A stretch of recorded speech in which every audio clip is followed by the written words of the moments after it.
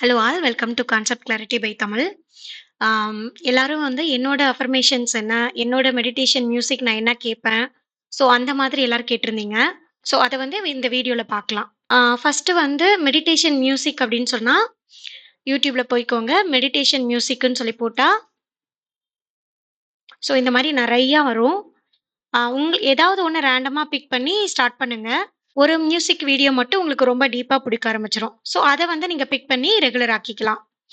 எனக்கு வந்து ரொம்ப பிடிக்கும் அப்டின்னா, இந்த டீப் பிரெத் அப்டின்னு சொல்ட்டு இந்த வீடியோ வந்து எனக்கு ரொம்ப பிடிக்கும். என்னோட டெய்லி மெடிடேஷன் மியூசிக்ல நான் இத தான் கேட்டுட்டு இருப்பேன்.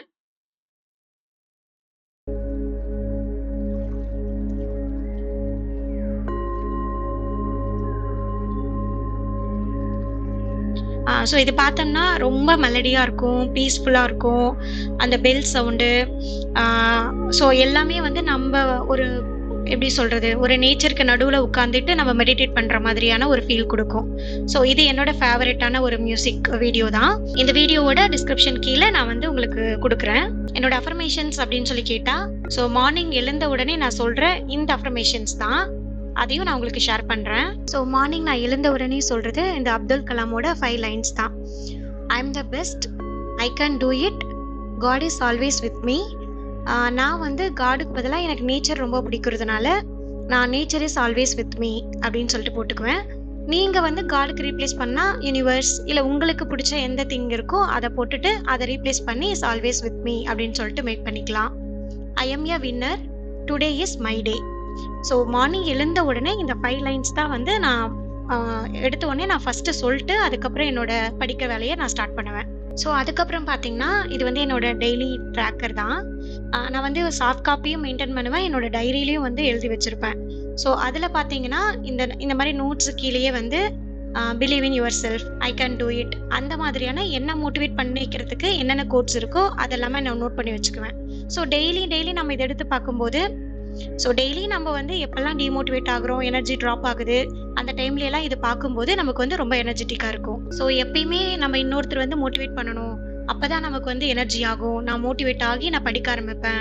அப்படி சொல்லிட்டு நினைக்காம, நம்மள நாமளே எப்படி மோட்டிவேட் பண்ணிக்கிறது? ஒரு கோட்ஸ் மூலமா, இல்ல நீங்களே ஏதாவது ஒரு ஸ்னிப்பெட் எழுதி வச்சு ஒட்டி பார்க்கறது மூலமா, ஸோ இந்த மாதிரி நம்மள நாமளே எப்படி மோட்டிவேட் பண்ணிக்கிறது அப்படிங்கிறத தான் பார்க்கணும். அதுக்கப்புறம் பார்த்தீங்கன்னா, இந்த மாதிரி டெய்லி அந்த எழுதும்போதே வந்து நான் மார்னிங் இப்போ ப்ரிலிம்ஸ்லாம் ஸ்டார்ட் ஆயிடுச்சு அப்படின்னா 3 டைமா பிரிச்சுக்குவேன்.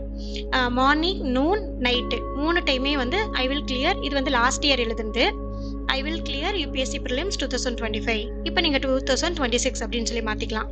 So I will clear UPSC prelims 2026, I will clear UPSC prelims 2026 அப்படின்னு சொல்லிட்டு இது வந்து ஃபர்ஸ்ட் காலையில எடுத்த உடனே 3 டைம் எழுதிடக்கூடாது. ஒவ்வொரு டைமும் நீங்க எழுதும்போது இந்த வாக்கியம் வந்து நம்மளோட மனசுல பதிஞ்சு அதுவும் நம்மள மோட்டிவேட் பண்ணும். ஒரு சின்ன ஃபேக்டர்ஸ் எல்லாமே எதெல்லாம் நம்மள மோட்டிவேட் பண்ணணும்னு நினைக்கிறோமோ அதெல்லாம் ஃபாலோ பண்ணும்போது நாம வந்து ஒரு எக்ஸ்டர்னல் ஃபேக்டர் போய் தேடி அலையணும்னு அவசியம் இல்ல. ஸோ இந்த மாதிரி ஃபேக்டர்ஸ் எல்லாமே வந்து நம்மள மோட்டிவேட் பண்ணிக்கிற மாதிரி வச்சுக்கலாம். நீங்களே உங்களை மோட்டிவேட் பண்ணிக்கிறதுக்கு இந்த மாதிரி வேற என்ன பண்ணுவீங்கன்னு சொல்லிட்டு கமெண்ட்ஸ்ல சொல்லுங்க. நெக்ஸ்ட் வீடியோல நான் ஃபர்தரா ஏதாவது இருந்துச்சுன்னா அப்டேட் பண்றேன். Thanks for watching.